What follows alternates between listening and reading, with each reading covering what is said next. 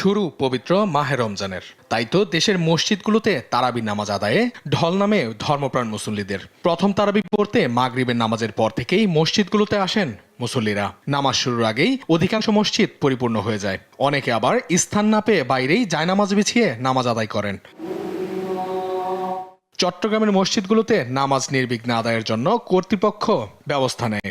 আইন শৃঙ্খলা বাহিনীও নিরাপত্তা নিশ্চিত করতে তৎপর ছিল। পাশাপাশি স্বেচ্ছাসেবকরাও দায়িত্ব পালন করেন।